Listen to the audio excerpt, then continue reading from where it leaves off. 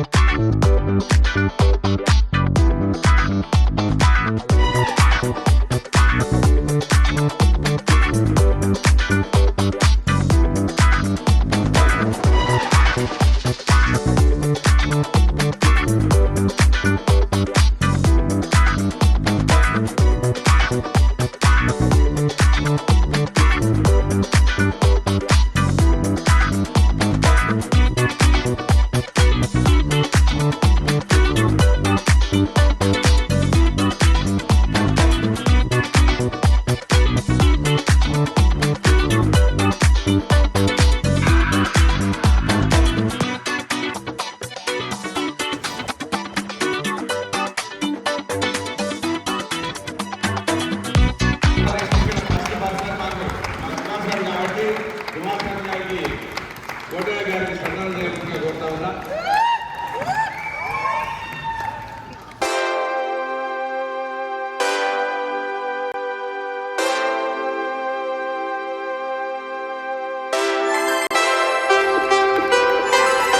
గారు కోటయ్య సార్ వీరాజుమాని ఆయన ఒక పెద్దతో తయారు చేసి ఇవ్వడం జరుగుతుంది.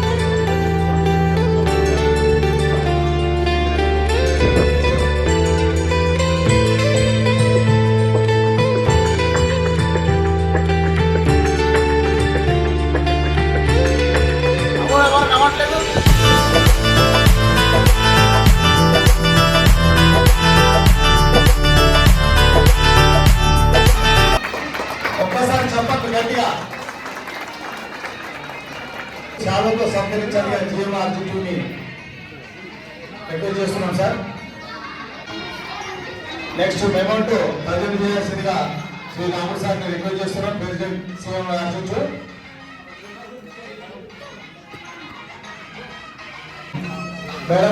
మేడంకి సత్కరించాలని రిక్వెస్ట్ చేస్తున్నాం.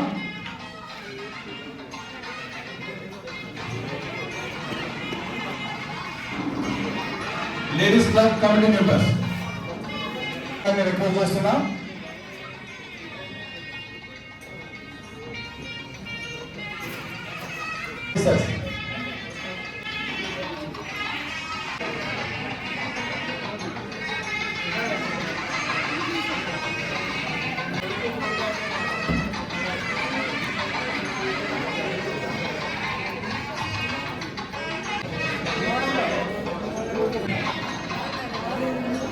మీరు ఎప్పటి నుంచో చూస్తున్నారు మేము రావాలని.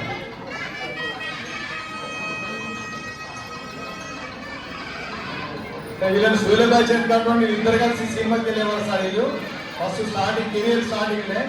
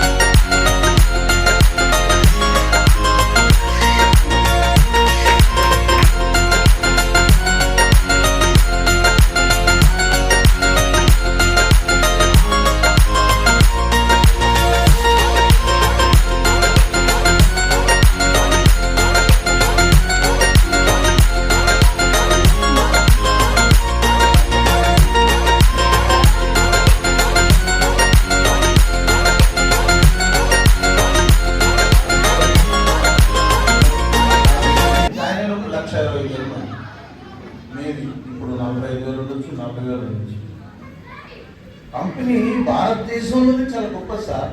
యూనివర్సిటీ ఓనమాలు నేర్పించి తత్వవేత్తను చేసింది అని మా వాళ్ళు ఫ్రెండ్స్ అంటారు. తత్వం ఆధ్యాత్మికత ఏమో నాకంతా కంపెనీ నేర్పించింది. కార్మికుల దగ్గర నేర్చుకున్నాను, నా కొలీగ్స్ దగ్గర నేర్చుకున్నాను, మా పై అధికారుల దగ్గర నేర్చుకున్నాను. క్రమశిక్షణ అన్నారు. క్రమశిక్షణ ఏం కాదు, స్కూల్లో నేర్పించింది కాదు, సింగరేణి తెలిసింది. 5 నిమిషాలు ముందరిస్తే ఏం వాల్యూ ఉంటుందో తెలుసుకున్నాం. అదే చెప్పాము, వర్కర్స్ ఫాలో చేసాం, ఒక గైడ్ చేసాం. అది అత్యంత దారుణమైన పరిస్థితుల్లో మమ్మల్ని ఈ రోజు నడవు, ఇక మీ వల్ల కాదు అని చెప్పారు. సింగరేణి తల్లి ఫస్ట్ అండి, ఫస్ట్ సింగరేణి తల్లి అన్న తల్లి, తర్వాత సింగరేణి తల్లి నా జీవితాన్ని నిలబెట్టింది. ఎందుకంటే మన గోరు నుంచి తల వెంట్రుక వరకు మనకు కావాల్సిన అన్ని సౌకర్యాలు, అన్ని సదుపాయాలు ఇస్తూ మన వెల్ఫేర్ని పట్టించుకుని మన జీతభత్యాలకు ఏ ఒక్కరోజు కూడా లేకుండా చేయలేదు కదా. సో ఆ తల్లికి ఎన్ని జన్మలు ఎత్తినారో రుణం తీర్చుకోలేదు. నేను ఆ తల్లి ఒడిలోనే అందరినీ పిల్లల్ని పెంచి పెద్ద చేశాను. ఇదే నేల మీద ఓనమాలు నేర్చుకున్నాను OCP 1లో. సో మీరు పొగిడినటువంటి ఏ పొగడతైనా కానీ ఆ తల్లి దైవాలను నేర్చుకున్నదే. కొత్తగా నేను కాలేజీ నుంచి వచ్చినప్పుడు మీసాలు కూడా లేవు. 21 సంవత్సరాలకి నేను ఇక్కడ డ్యూటీలో జాయిన్ అయ్యాను సింగరేణి, ఇదే కాలనీలో. అప్పుడు ఏం తెలుస్తుంది, ప్రపంచ జ్ఞానమే లేదు వాస్తవంగా. అందరూ మీలాంటి అప్పుడు ఉన్నటువంటి ప్రముఖులు, మంచి అధికారులు, కార్మిక నాయకులు, సోదరులు, వాళ్ళందరి దగ్గర ఇలా ఉండాలి కావచ్చు, ఇలా మాట్లాడాలి కావచ్చు, ఈ పద్ధతిలో మన పని చెప్తే అది కుదరదు. సో మీరే గురువులు, కాకపోతే మన 4 ఫాదర్స్ ముందు తరాల వాళ్ళు 40 ఏళ్ల జీవితంలో నన్ను తీర్చిదిద్దినటువంటి ఒక యూనివర్సిటీ సింగరేణి తల్లి. మీరు ఏ చెప్పినా ఆ క్రెడిట్ అదంతా కూడా సింగరేణి తల్లికే చెందుతుంది. అది నేను చెప్పాలనుకుంటున్నాను. కాబట్టి కంపెనీ పట్ల మనం అంకిత భావంతో పనిచేస్తే భగవంతుడు ఆటోమేటిక్గా మనకి ఇవ్వాల్సినటువంటి ఇస్తాడు.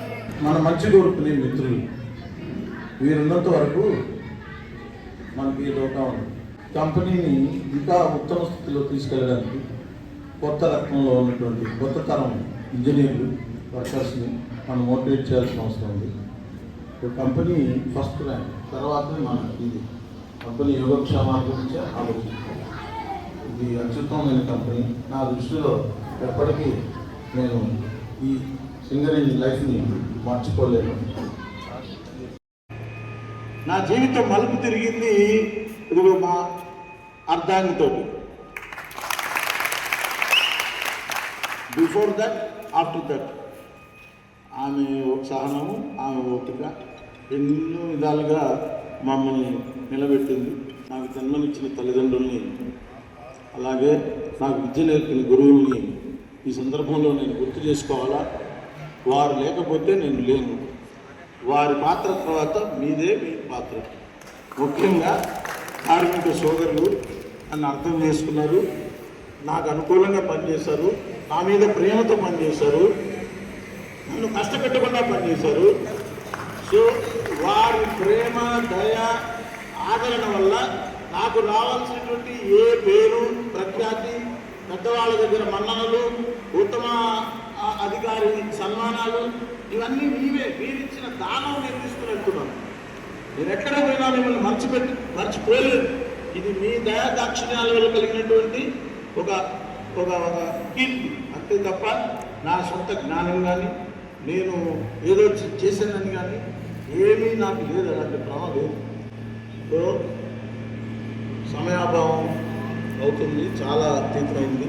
దయచేసి మీరు ఎవరినైనా నేను మర్చిపోయి పొరపాటున నా వృత్తిలో భాగంగా ఎవరి మనసునన్నా గాయపరిచి ఉంటే దయచేసి పెద్ద మనసుతో నన్ను మన్నించాలని మనస్ఫూర్తిగా కోరుకుంటున్నాను. ఎవరు కూడా అలాంటి భావం పెట్టుకోకండి. వృత్తిరీత్యా తొందరపాటుతో ఏదన్నా జరిగి అపరాధం చేసి ఉంటే నేను ఇంకా లేదని తెలిసాక విశాఖ అసురులను వర్షిస్తాయి నీ కళ్ళు. కానీ మిత్రమా అదంతా నా గంట పడదు. ఆ విలాపం మీద ఇప్పుడే నా సమక్షంలోనే కాకిస్తే పోలా. నీవు పంపించే పుష్పగుచ్చాలను నా పార్థివ దేహం ఎలా చూడగలదు? అందుకే అవేవో ఇప్పుడు పంపరాదా? నా గురించి 4 మంచి మాటలు పలుకుతావు అప్పుడు, కానీ అవి నా చెవిన పడవు. అందుకే ఆ మెచ్చేదేదో ఇప్పుడే మెచ్చుకో. నేనంటూ మిగలని నాడు నా తప్పులు క్షమిస్తావు నువ్వు, కానీ నాకు ఆ సంగతి తెలియదు. అదేదో ఇప్పుడే క్షమించేయలేక నన్ను కోల్పోయిన లోటు నీకు కష్టంగా తోస్తుంది, కానీ అది నాకెలా తెలుస్తుంది? అందుకని ఇప్పుడే కలిసి కూర్చున్నాం కాసేపైనా. నాతో మరింత సమయం గడిపి ఉండాల్సిందని నీకు అనిపిస్తుంది. అదేదో ఇప్పుడే గడపచ్చుగా మనసారా. సానుభూతి తెలపడానికి నా ఇంటి వైపు అడుగులు వేస్తావు. నా మరణ వార్త విన్నాక సంవత్సరాలుగా మనం ఏం మాట్లాడుతున్నాము?